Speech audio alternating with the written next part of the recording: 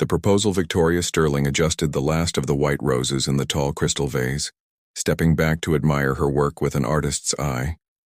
Bloom and Blossom was quiet that afternoon, the usual steady stream of customers replaced by the soft hum of the refrigerator units that kept the orchids and lilies fresh. Sunlight poured through the wide front windows, gilding everything in a warm glow that made the petals seem alive. To most people, arranging flowers was a task, a simple exchange of color and fragrance, but for Victoria, it was an extension of her art. She had always believed beauty could be found in the smallest, most ordinary things if one knew how to look, and working in Mrs. Chen's flower shop allowed her to keep that belief alive even when her own life felt far from extraordinary. At 28, Victoria lived in a small studio apartment that smelled faintly of paint thinner and fresh canvas. Half-finished paintings leaned against every wall, ranging from sweeping cityscapes of Seattle's skyline to abstract explosions of color that tried to capture emotions she could not always put into words. She had spent years applying to galleries and submitting portfolios, but rejection had become a familiar visitor in her mailbox. Some letters were kind, offering encouragement with their refusal. Others were blunt, dismissive, and almost cruel. Each rejection chipped away at her confidence, but she never stopped painting. It was not something she could stop. Art was as essential to her as breathing, even if the world seemed uninterested in her work. The bell above the shop door jingled, pulling her from her thoughts. She wiped her hands on her apron, expecting a neighborhood regular, maybe Mrs. Delaney, looking for tulips, or one of the young couples who often came in on their lunch breaks to pick up small bouquets. Instead, a tall man in a dark charcoal suit stepped inside, and the atmosphere shifted instantly. His presence was magnetic, drawing the eye whether one wanted to look or not. He moved with a kind of confidence Victoria associated with people who never had to second-guess themselves, and his piercing blue eyes scanned the shop as though every detail mattered. "Good afternoon," Victoria said, her voice carrying its usual warmth as she stepped toward the counter. "How can I help? You today?" The man studied her in silence for a moment longer than was comfortable, as though assessing not just her words but her very character. His expression revealed little, though his intensity made Victoria's pulse quicken. He seemed like the sort of man who belonged in boardrooms, not flower shops. Finally he spoke, his voice low and deliberate. "I need flowers. For a wedding." Victoria nodded, slipping into her professional rhythm. "Of course. Congratulations. Are you the groom?" A flicker of something, amusement, discomfort, crossed his face before vanishing. "No, my sister is the bride." "Wonderful," Victoria replied, gesturing toward the refrigerated cases filled with blooms. "What kind of style are you looking for? Romantic? Elegant? Whimsical? Or do you have specific flowers in mind?" "Elegant," he said after a pause, "but not too flashy. Something refined." Victoria walked toward the display, pulling a few stems together to visualize a possible arrangement. As she worked, she glanced up at him. He was watching her, not the flowers, his gaze sharp but not unfriendly. She had grown used to people who rushed through decisions, impatient for quick results. But this man seemed to weigh each word and action carefully. There was a stillness about him, the kind that made her wonder what thoughts churned beneath the calm surface. "When is the wedding?" she asked. "This Saturday," he replied. Victoria raised her brows. "That's only a few days away. You've cut it a little close." A hint of a smile tugged at his lips. "It's been a busy season." "Understandable," Victoria said, though she suspected busy for him carried a different weight than it did for most people. She returned her attention to the flowers, weaving roses with soft greenery. "What kind of atmosphere do you want these arrangements to create?" "Weddings are about mood as much as aesthetics." He hesitated, then said, "The feeling I want to create is complicated." That response drew Victoria's eyes back to him, curiosity lighting her face. Most clients said things like romantic, joyful, or classic. Complicated was a new one. "How so?" He seemed to weigh his words again before answering. "My family expects everything to be perfect. That includes making sure I don't show up alone. My mother and every relative within 2 generations are determined to see me. Matched. Victoria stifled a laugh, though her eyes sparkled with understanding. Ah, one of those weddings. My brother went through the same thing last year. Every aunt, cousin, and family friend suddenly turned into a professional matchmaker the second he walked through the door. Exactly, the man said, and for the first time there was genuine relief in his voice. He studied her more closely as though surprised by her easy empathy. Most people either roll their eyes or act fascinated when I explain. You seem to understand immediately. Victoria shrugged, arranging the stems with practiced grace. I've seen it before. Families mean well, but sometimes they don't know when to stop pushing. A silence stretched between them, not awkward, but heavy with possibility. Then he asked carefully, "Do you know anyone who might be willing to attend the wedding with me? As a date. Someone who can hold a conversation, handle difficult relatives, and, most importantly, won't expect anything beyond one evening?" Victoria froze mid-motion, her hand tightening around a rose stem. She turned slowly to face him, her expression a mixture of surprise and caution. "That's a very specific request." "I realize how it sounds," he said quickly, holding her gaze with a steadiness that suggested sincerity rather than mischief. "I'm not looking for anything inappropriate or complicated, just someone who can help me avoid an evening of intrusive questions. Nothing more." Victoria studied him, reading the subtle tension in his posture. Years of customer service had made her adept at recognizing sincerity beneath words, and what she saw now was a man who, despite his wealth and commanding presence, looked genuinely uncomfortable. Whoever he was, he clearly disliked the idea of being paraded as a prize in front of scheming relatives. "What kind of wedding are we talking about here?" she asked cautiously. "Backyard barbecue or full 5-star spectacle?" "The latter," he admitted. "Fairmont Olympic Hotel, 300 guests, black tie affair." Victoria nearly dropped the bouquet in her hands. The Fairmont was one of Seattle's most exclusive venues, a place she had only ever walked past on her way home. She pictured the gilded chandeliers, polished marble floors, and endless champagne glasses held by waiters in white gloves. This wasn't just a wealthy family. This was another world entirely. "And you're offering to pay someone to attend with you?" she asked carefully. $1,000 for the evening, he said without hesitation, plus the cost of attire if needed. Victoria blinked, stunned. $1,000. Her rent, her groceries, and the art supplies she had been saving for, all covered in a single night. Her stomach tightened as she thought of the overdue bill folded inside her purse, the empty fridge waiting back at her apartment, the unfinished canvases crying out for fresh paint. "That's generous," she managed, though her mind whirled. "It's worth it," he said simply. "Otherwise, I'll spend the evening dodging introductions to women I have no interest in pursuing. My mother has made her intentions very clear, and my sister is more subtle but just as determined. A single night of pretending solves the problem." Victoria leaned against the counter, her heart pounding. The idea was absurd, even risky. Yet there was no malice in his words, no hidden agenda she could sense. He was asking her to play a part for one evening, nothing more.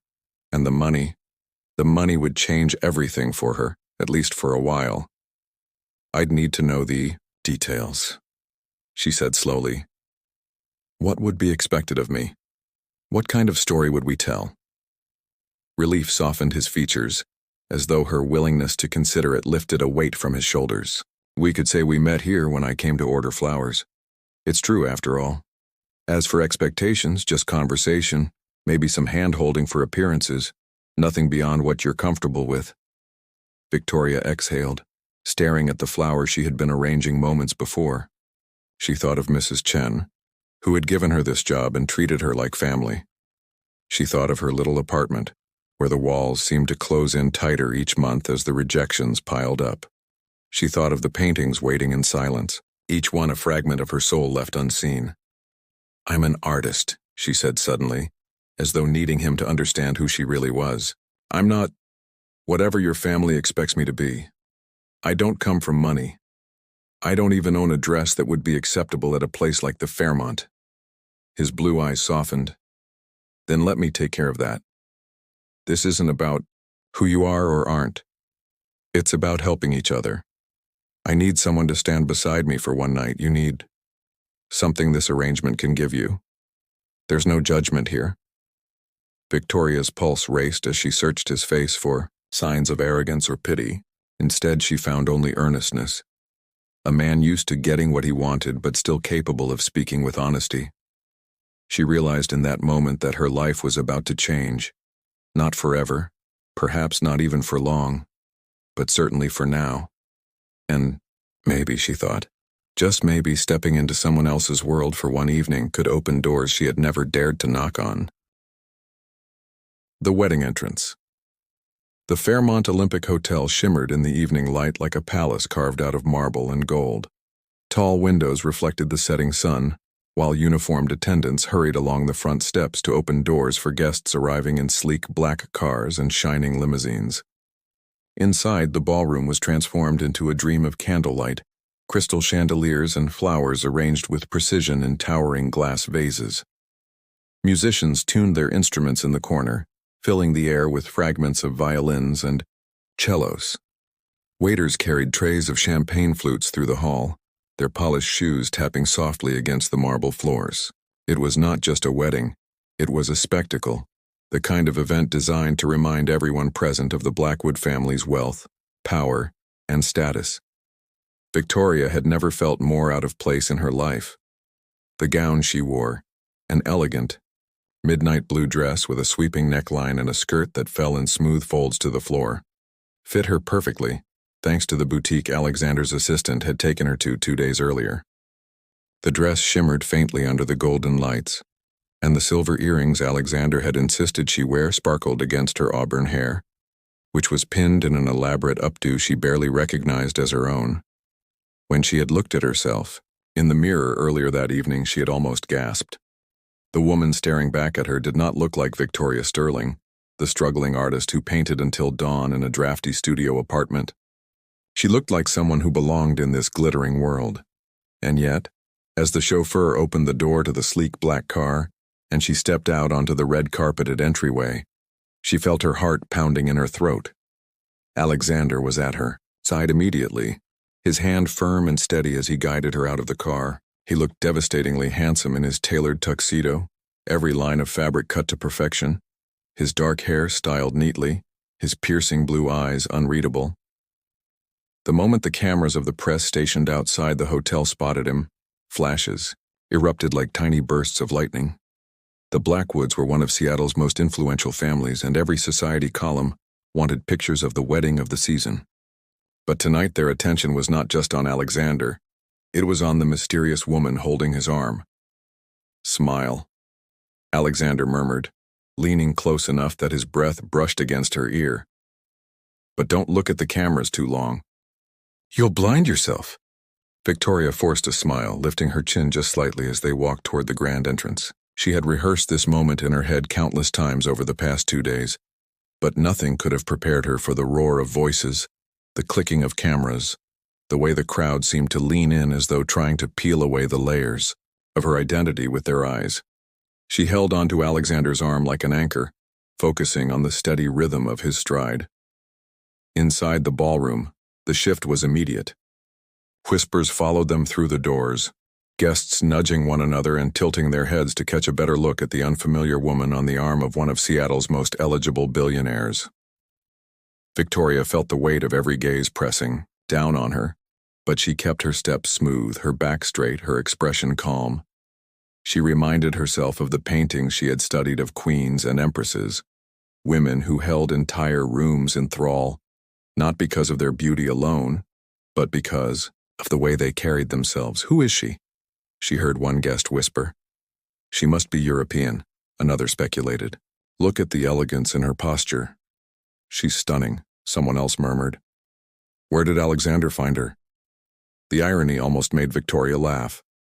If they only knew the truth, that she had been arranging flowers in a small downtown shop when Alexander had walked in with his unusual proposition. She was not a heiress, not a model, not a woman with a lineage worth whispering about. She was an artist who sometimes skipped meals to afford paint supplies, pretending for one night to belong in this world. And yet somehow she seemed to fit into it more easily than she expected. Alexander guided her through the room with quiet confidence, introducing her to a circle of his business associates and family friends. Each time, Victoria offered a polite smile and a graceful nod, answering questions with warmth but never with more than was necessary. When asked how they had met, she repeated the story Alexander had suggested, that he had visited the flower shop to order arrangements for the wedding, and they had struck up a conversation that became something more. It was technically true, though the amused twinkle in Alexander's eyes whenever she said it made her wonder if he enjoyed the irony as much as she did. As they moved from group to group, Victoria noticed something surprising. At first, people looked at her with suspicion, expecting to find flaws in her story, some crack in the facade. But the longer she spoke, the more relaxed they seemed, their guarded curiosity softening into genuine interest. She spoke about art, about her love for capturing light and shadow, about the beauty of ordinary moments. She never mentioned her financial struggles or the countless rejections she had faced. Instead, she spoke with quiet passion about why art mattered, how it could turn even a fleeting moment into something timeless. And to her astonishment, people listened. They leaned in closer, asked questions, even smiled with admiration. Alexander watched all of this with an expression Victoria could not quite read. She had expected him to be detached, perhaps even mildly embarrassed by the need to hire someone for this role. But instead, he seemed captivated. His eyes followed her when she spoke, and when their gazes met across a circle of guests, there was something in his expression that sent a strange warmth rushing through her chest. Then came the inevitable moment she had been dreading, the approach of Alexander's mother. Margaret Blackwood was a striking woman in her late 50s, dressed in a gown of deep emerald silk, her dark hair pulled back into a sleek chignon. Her posture radiated authority, and her sharp eyes seemed to miss nothing. She swept toward them with the quiet command of a queen entering her court, her lips curved in a smile that did not quite reach her eyes. "Alexander," she said, kissing her son lightly on both cheeks before turning her gaze to Victoria.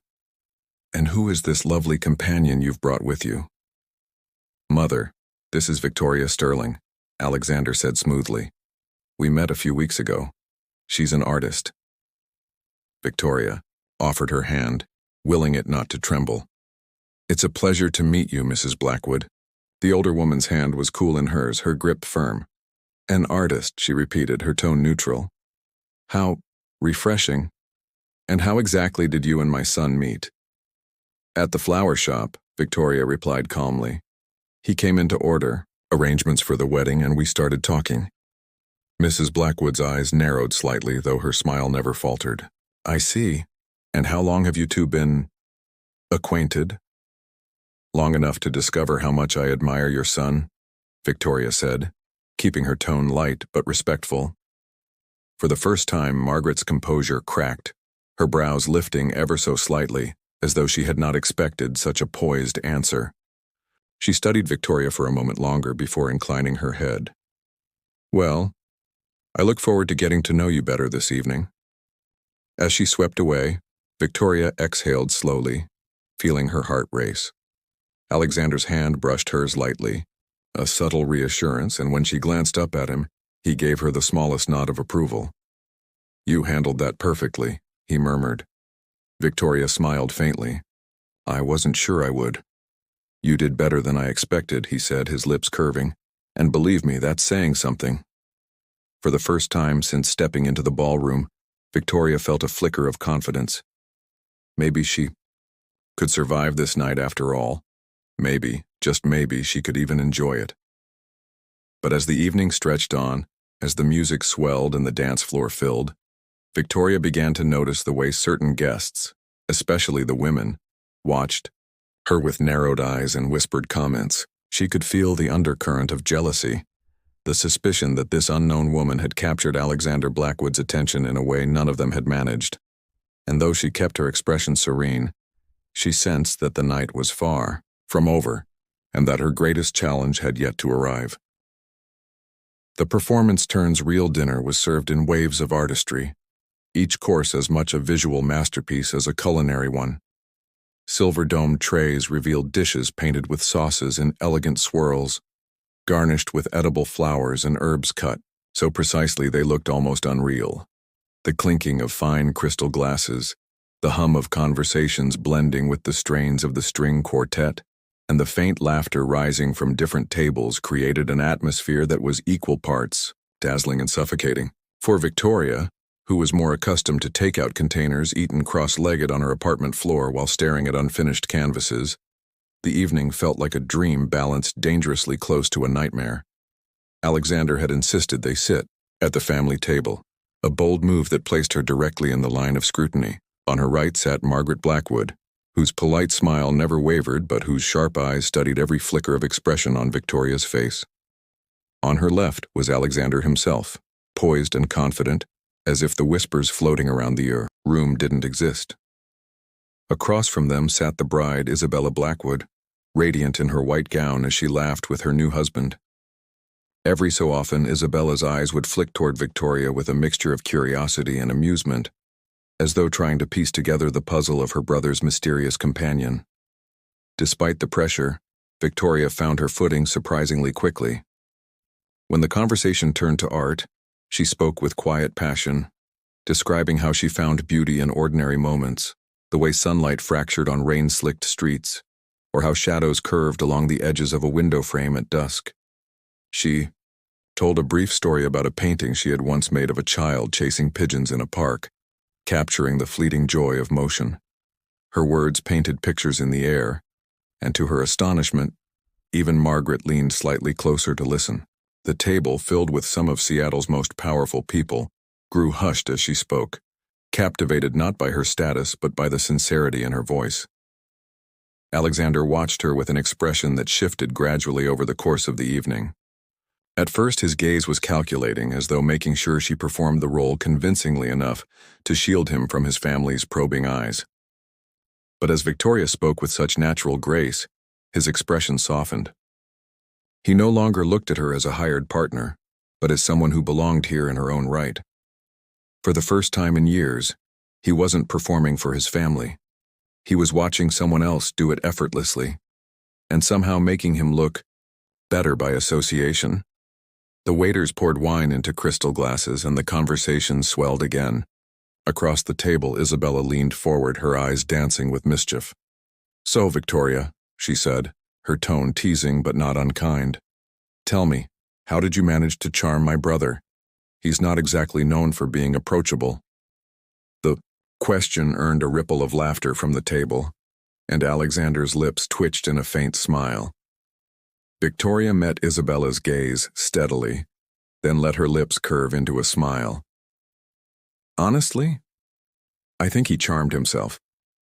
He came into the shop to order flowers, and before I knew it, we were talking about everything except roses and lilies. I suppose sometimes the unexpected moments are the ones that matter most." The table chuckled appreciatively, and Isabella's expression softened into something warmer, almost approving. Even Margaret's sharp features relaxed slightly, though. Victoria sensed that the older woman was far from convinced. Still, the tension had eased, and for that she was grateful. When dinner ended and the first notes of a waltz drifted across the ballroom, the bride and groom took to the dance floor. Applause rippled through the room as they glided across the polished surface, their movements graceful and synchronized as though rehearsed for weeks. Soon other couples began to join them, filling the floor with swaying gowns and crisp tuxedos. Alexander turned to Victoria, his expression unreadable, but his hand extended toward her. "Shall we?" Her breath caught. She had been dreading this moment, knowing that all eyes would be on them the second they stepped onto the dance floor. But there was no graceful way to refuse. She placed her hand in his, letting him guide her toward the floor, her heart hammering. The orchestra shifted into a new melody, softer and more romantic, and Alexander placed one hand lightly at her waist while holding her other hand firmly in his. He moved with practiced ease, guiding her in smooth steps that made her feel like she was floating. At first, she focused only on counting the rhythm in her head, terrified of stepping on his polished shoes. But gradually, she became aware of other things: the warmth of his hand against her back, the steadiness of his gaze, the faint scent of his cologne mixing with the floral fragrance of the ballroom. "You're doing beautifully," he murmured, his voice low enough for only her to hear. "I haven't danced like this since college," she confessed, her cheeks warming. "I'm surprised I haven't tripped yet." "You won't," he said simply, his tone carrying a confidence that was oddly reassuring. As they moved across the floor, something shifted between them. It was supposed to be an act, two people pretending for the sake of appearances, but in that moment, the line blurred. The way he looked at her wasn't rehearsed. The way her heart skipped each time his eyes met hers wasn't something she could fake. The room around them seemed to fade, leaving only the music and the rhythm of their steps. Guests whispered as they watched. Some admired the couple's elegance, while others studied Victoria with sharp suspicion. To many, she was still a mystery, and mysteries always invited scrutiny. Among the watchers was a woman named Genevieve Hartwell, a socialite known for her sharp tongue and sharper ambition.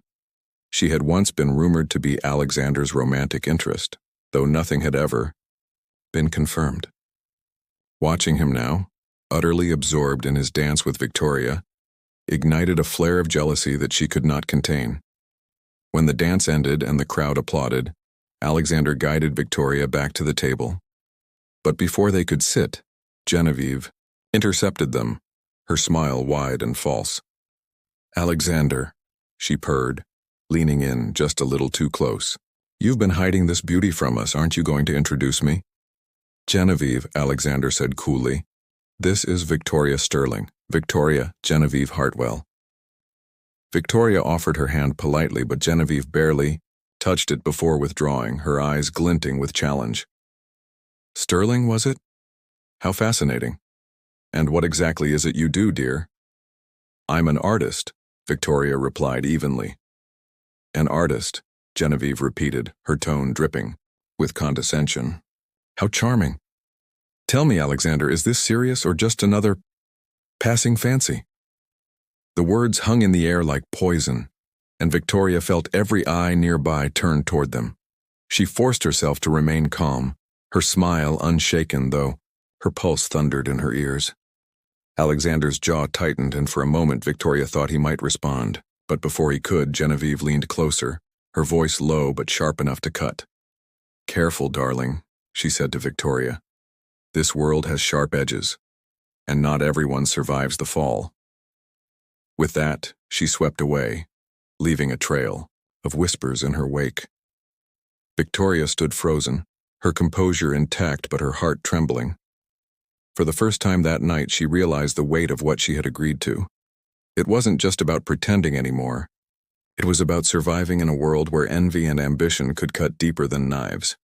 And as Alexander's hand closed around hers, steady and firm, she knew the performance was far from over. In fact, it was only beginning. The truth revealed. The ballroom was still humming with laughter and music, yet for Victoria, the night had shifted after Genevieve's sharp-edged words. She had carried herself with composure, her face calm and gracious, but beneath the surface, a storm churned. For the first time since she had stepped into the Fairmont, she felt the faint crack in her disguise, an unwelcome reminder that she didn't belong here, that no matter how perfectly the gown fit, or how graceful she managed, to seem this world was not her own. She was a visitor in borrowed silk, and sooner or later someone would pull back the curtain. Alexander, however, noticed. He had always been trained to read rooms, to sense the smallest tremors of discomfort, or the unspoken calculations hidden behind smiles. And in Victoria's silence, in the faint tightening of her jaw, he saw the weight Genevieve's words had left on her. Without hesitation, he drew her away from the crowd, guiding her toward the quieter edges of the ballroom where golden sconces cast gentler pools of light against the marble walls. "Don't let her get to you," he said quietly, his voice carrying a firmness that suggested both reassurance and command. Genevieve has always thrived on jealousy. She's desperate to be the center of attention, and she despises anyone who outshines her. Tonight you've done exactly that. Victoria gave a small, almost rueful smile. Outshines her? Alexander, I'm barely keeping myself together. I've spent the entire evening hoping no one would notice that I don't belong here. His eyes caught hers, steady and unflinching. You belong here more than most of them. Do you know what I've been watching all night? People listening to you. Not because of your name or your family or your wealth, but because of the way you speak, the way you see the world. You've done something rare tonight, Victoria. You've made this endless circus of appearances feel real. Her chest tightened at his words, not just because of their unexpected kindness, but because of the sincerity she saw in his expression. For a man like Alexander Blackwood, who was famous for keeping emotions tightly leashed, the admission felt like a door swinging open to something more vulnerable. And that, more than Genevieve's venom, was what unsettled her most. Before she could respond, a toast was called from the center of the room, and all eyes turned to the raised platform, where Isabella and her new husband stood. The couple glowed with happiness, their glasses raised high as guests applauded. Alexander guided Victoria back toward the table, his hand never once leaving hers, the simple contact both protective and grounding. Yet as the clinking of glasses filled the air, Victoria noticed something new. Not all of the gazes directed toward her were warm or curious. Some were calculating, others quietly scornful. Genevieve's whispers had already begun to spread like smoke through dry timber. The inevitable moment came not long after the toast. Margaret Blackwood, whose sharp eyes had studied Victoria all evening with the precision of a jeweler examining a flawed diamond, leaned forward in her seat, her voice deceptively soft. Victoria, darling, I couldn't help but notice something. You speak beautifully about art, about finding light in shadows. But forgive me, where exactly do you showcase your work? Which galleries have hosted your pieces? The table grew still. A hush fell over the immediate circle as curious eyes turned toward her.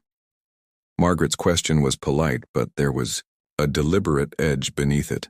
A test, perhaps even a trap. Victoria's stomach clenched. She could lie, fabricate names of galleries that none of these people would ever bother to check. Or she could tell the truth, the raw, unpolished truth of who she really was. For a fleeting moment, fear urged her to protect the illusion, but something stronger rose within her, a voice that refused to let her diminish herself further. She lifted her chin, her voice steady though her pulse raced. The truth is, I haven't been showcased in any galleries. I've applied to dozens, maybe hundreds, and every single one has turned me away. They say my work is too raw, too emotional, not what sells. So my paintings live stacked against the walls of my apartment, waiting for the day someone finally believes in them. Until then, I paint because I have to, because it's who I am. The silence that followed was thick, stretching like a taut rope ready to snap. Some guests looked startled, others intrigued. Margaret's smile did not falter, but her eyes flickered with something unreadable. And then, before the weight could crush her, Victoria added with quiet conviction, I may not belong to this world of wealth and chandeliers, but I do belong to the world of art, and I will never stop creating it.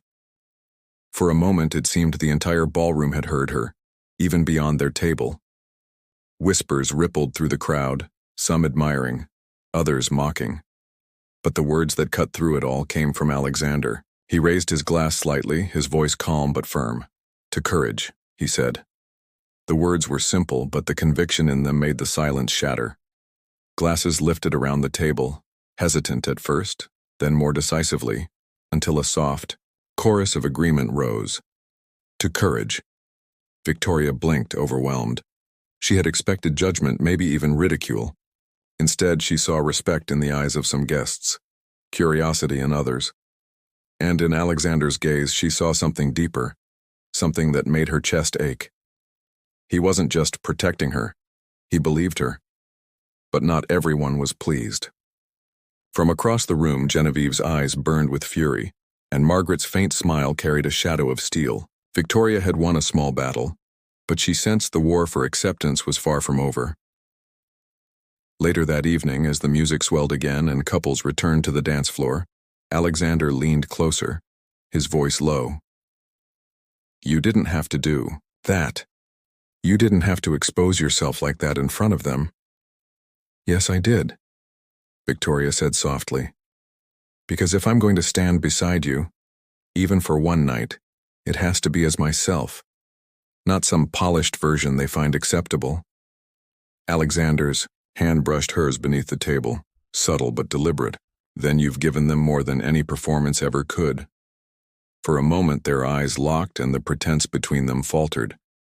What had begun as an arrangement, an act of convenience, was no longer just a role. Something real had begun to take root, fragile but undeniable. Yet even as the warmth of that realization spread through her, Victoria knew the night was not finished testing her. Because in a world built on appearances, truth was the most dangerous thing of all. And as Margaret rose gracefully from her seat, her expression unreadable, Victoria felt the air thicken with unspoken challenge. Whatever came next, it would demand more of her than elegance or composure. It would demand her whole heart. More than pretend. When the last song of the evening faded and the ballroom lights softened into a golden glow, Victoria found herself standing near the tall windows overlooking downtown Seattle. The city stretched below like a sea of twinkling stars, yet she felt oddly detached, as though she were gazing at a world she could never truly touch. The night had been a whirlwind of music, laughter, and scrutiny, and though she had survived each test with poise, exhaustion had settled into her bones. Her gown was still perfect, her smile still intact, but beneath the surface her heart was conflicted. Alexander stood beside her, his presence steady as ever.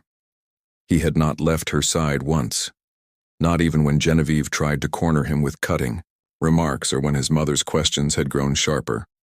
He had defended her with words that carried the weight of truth, and for that, she was grateful. Yet gratitude wasn't enough. Not when she knew this night would end and she would return to her little apartment with its paint-stained floors while he remained in a world of marble ballrooms and billion-dollar empires. She turned toward him, her voice low but firm. Alexander, this has to end tonight. His eyes narrowed slightly, though his expression remained calm. What do you mean?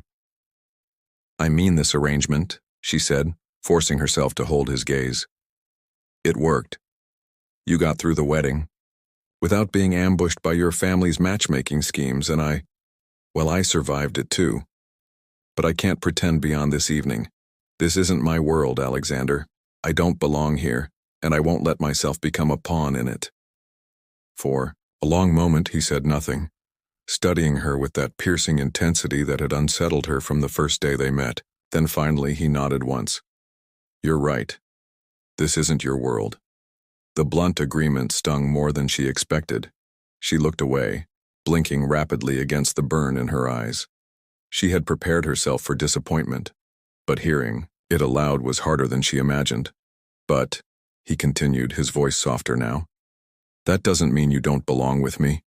Her head snapped back toward him, confusion mingling with disbelief. What are you saying?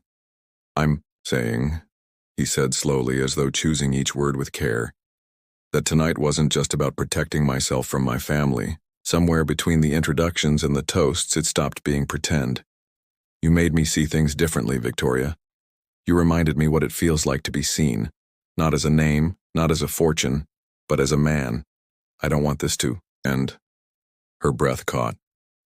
The sincerity in his voice shook her, yet fear still pressed against her ribs. Alexander, you don't know what you're asking. My life isn't easy. I live in a studio apartment where the paint peels off the walls, and half the time I eat instant noodles because it's all I can afford. I'm not polished. I don't have a pedigree or a resume of accomplishments your family would respect. If you think this can work, you'll be disappointed. To her surprise, he smiled faintly, almost ruefully. Do you know what disappoints me? The thought of going back to the way things were before I walked into that flower shop. Endless meetings, empty conversations, people who care more about my money than anything I have to say. That's not living, Victoria. That's performing.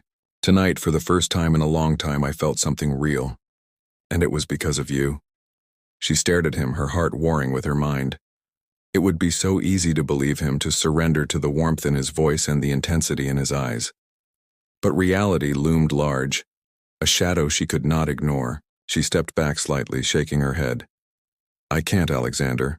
Not tonight. I need to go back to my world, to remember who I am outside of all this. If you mean what you say, then you'll find me there. Without waiting for his response, she slipped away, her gown whispering across the marble floor as she moved toward the exit. Each step felt both liberating and devastating, as though she were tearing away a piece of herself. She didn't look, back until she was outside, standing in the cool night air as the city's neon lights flickered around her. The next morning, Victoria sat in her tiny apartment, surrounded by canvases. Her gown hung carefully on the back of a chair, looking out of place against the chipped paint and cluttered easel. She wore an old sweatshirt spattered with paint, her auburn hair falling loose around her shoulders. She had been painting since dawn, pouring all the conflicting emotions of the night into bold strokes of color. The canvas before her was a storm, of golds and blues, light colliding with shadow, a reflection of the battle inside her. A knock at the door startled her. She hesitated, frowning. Visitors were rare, and she couldn't imagine who it might be. Setting down her brush, she wiped her hands on a rag and opened the door. Alexander stood there, dressed not in a tuxedo this time, but in a simple button-down shirt with the sleeves rolled up. His tie loosened as though he had left work in haste. In his hands he held one of her paintings, the very one she had sold to Mrs. Chen's neighbor weeks ago, for barely enough to cover groceries. Her heart lurched. What are you doing here? I bought it back, he said simply, and I want more. She blinked, stunned. More? More of your art, he explained. Not as charity. Not because I think you need saving, but because I believe in it. I believe in you. I want the world to see what I saw last night. The courage, the honesty, the beauty you create. Her throat tightened, words failing her. No one had ever spoken of her work with such conviction. For years, she had been told she wasn't enough, that her art wasn't what the world wanted. And here was Alexander Blackwood, a man who could buy anything, telling her that her paintings mattered. Slowly, she stepped aside, letting him into the apartment. He walked among the canvases, studying them with the same intensity he gave to billion-dollar deals, his hand occasionally brushing the edges of the frames. He paused at one. A painting of a city street bathed in rain, the reflections shimmering like broken glass. This one, he said quietly. It feels alive. She swallowed hard, her voice trembling. It's the street outside my apartment. I painted it after a storm when the world felt both broken and beautiful. He turned to her, his expression unreadable but his eyes burning with something fierce. Victoria, I don't care if you live in a palace or a one-room studio. I don't care if you've never sold a painting or if you sell thousands. What I care about is this, what you make me feel when I'm with you. That's what's real, that's what I want. Tears pricked at her eyes, and she tried to blink them away. Are you sure? Because once you step into my world, there's no going back. It's messy, it's uncertain, and it's nothing like the ballroom last night. He closed the distance between them, taking her paint-stained hands in his. Good, because I've had enough of ballrooms. I want messy. I want uncertain. I want real. And I want it with you. In that moment, the wall she had built inside her crumbled. For so long, she had fought to protect herself from disappointment, from rejection, from the pain of not being enough. But here was a man who had seen her at her most vulnerable and still chosen to stay. She leaned into him, her forehead resting against his chest, and for the first time in years, she allowed herself to believe that maybe, just maybe, she could be loved exactly as she was. Months later, a small gallery in downtown Seattle buzzed with anticipation. Guests moved slowly from canvas to canvas, murmuring words of admiration as they studied the bold strokes and luminous colors. At the center of the gallery stood Victoria, her auburn hair loose around her shoulders, her simple black dress elegant but understated. She was radiant, Not because of the clothes she wore, but because of the joy in her eyes. Tonight was her first exhibition, her dream finally alive. At her side stood Alexander, not as the billionaire CEO shielding himself from family expectations, but as a man proud to stand beside the woman he loved. His hand rested gently at her back, steady and reassuring, as guests congratulated her and collectors placed bids on her work. Even Margaret Blackwood attended, her expression unreadable as she surveyed the paintings, but for once there was no sharpness in her gaze, only acknowledgement. Toward the end of the evening, as the crowd thinned and the gallery lights dimmed, Victoria stood before one of her favorite pieces, a painting of a single rose in a crystal vase bathed in golden light. It was the piece she had painted after their first meeting, when Alexander had walked into bloom and blossom and unknowingly changed her life. Alexander stepped closer, his voice low. "Do you remember what you said that first day? That you're an artist. That's who you are." She smiled softly. "And you didn't run away." "Not then," he said, brushing a strand of hair from her face. "Not ever." Their lips met in a kiss that was both tender and certain, sealing a truth that no longer needed to be hidden. The arrangement that had begun as a desperate performance had become something neither of them could have predicted: love, real and lasting. And as the night wore on, as the city lights shimmered beyond the gallery windows, Victoria realized that the world she thought she didn't belong to had never been the point. It wasn't about belonging to his world or hers. It was about building a new one together, messy, uncertain, beautiful, and entirely their own.